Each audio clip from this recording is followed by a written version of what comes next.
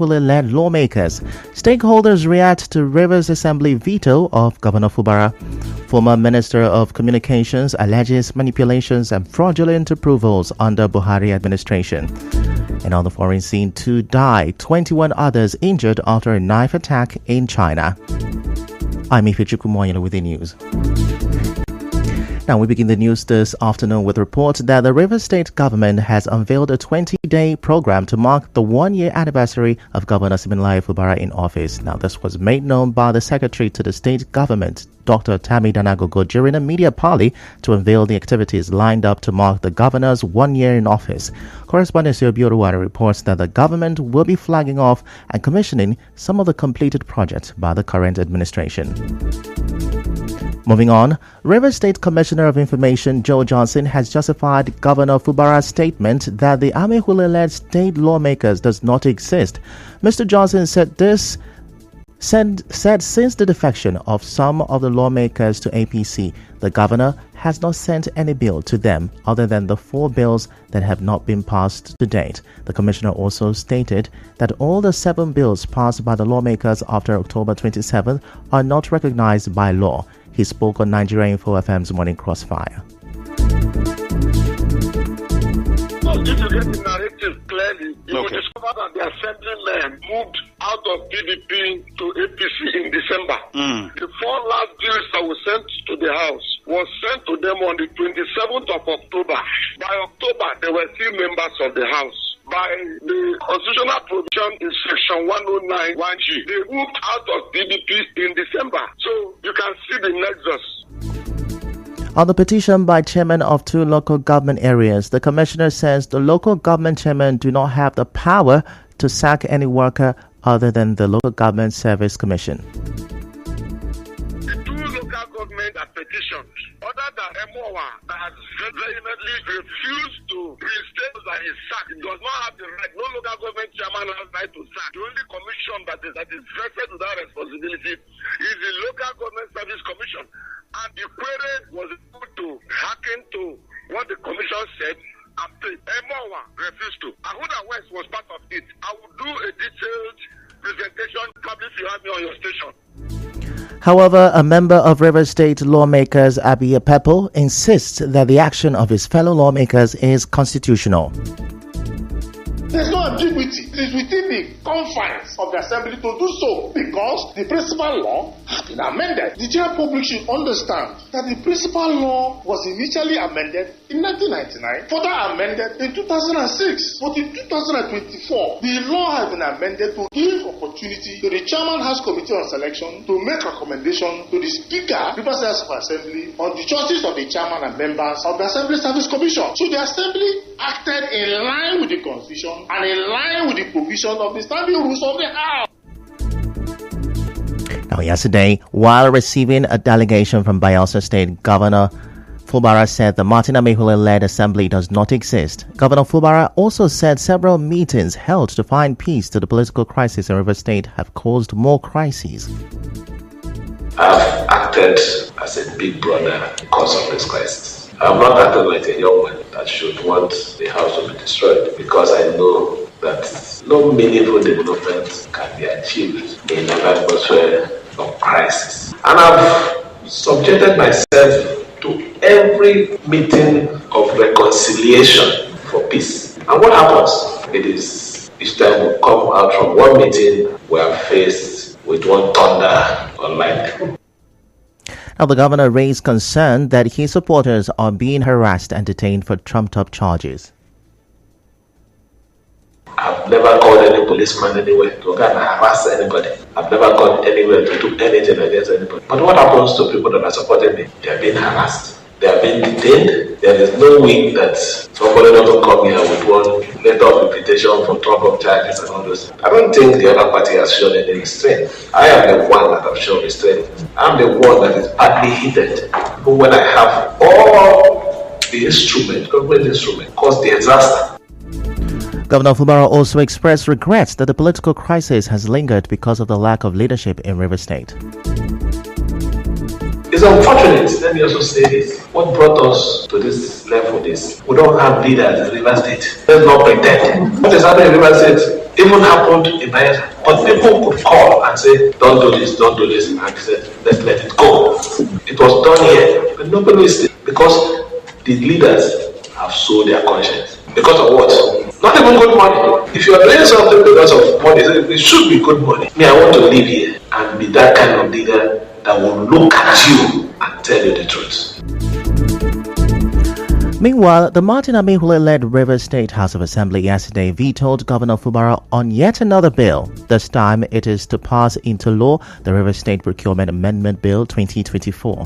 The House took the decision to override the governor after he withheld his assent. The Speaker, Martin Amehule, said the bill is to secure taxpayers' money and to ensure that it is not spent on frivolities and twisted contracts. He criticized the governor's handling of state finances, saying that at the appropriate time, the House would take more stringent measures because they cannot stand and watch the governor continue to breach the laws of the state. This is the 7th time that the House will be overriding the governor to pass a bill into law. In the meantime, the chairman of the House Committee on Local Government, Ignatius Onwoka, presented a preliminary report on the petition by 2 local government chairmen. According to the petition, staff in those areas are yet to be paid 2 months' salaries following an alleged directive of the acting chairman of the Local Government Service Commission to those responsible for signing requisite documents.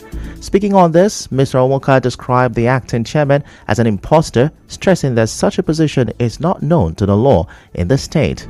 The Martin Amehule-led House of Assembly also gave first reading to the Rivers State Electricity Market Bill 2024. In other news, for effective monitoring and regulations of agencies, a professor of law, Lucky Worika, in the Rivers State University is advocating for more replication of federal government agencies by state governments in their state. Professor Worika, a comparative petroleum and international environmental law and policy expert, made the suggestion while speaking on how federal government regulatory agencies in the oil and gas, including environment, have not placed the interests of the people above the government interest. The state governments don't have to wait for the federal government alone. These agencies, yes, they may have their offices here, but they're essentially managed from Abuja. So we need to have our own agency here, not just at the federal level, but also at the state level. Is there an environmental protection agency, for example, in Rivers State? Do you know one? So we need to replicate those agencies that we have at the federal level, because environment is not a matter on the exclusive legislative list. So why can't we do that? We are the ones that are the receiving end of all these various activities. So why can't we take the lead? The professor of law also spoke on why sanity has disappeared in the regulatory duties of these federal agencies. I don't deny that our regulators have not been up and doing, but don't forget that the regulators were established by the government itself. So if the regulators are not doing well, then the government knows what to do about those regulators. I think that if we place more emphasis on professionalism, on competency and skills, especially in the area of the environment and oil, we wish that NOSDRA is doing the same. We wish that NES is doing the same. We wish that all the relevant agencies.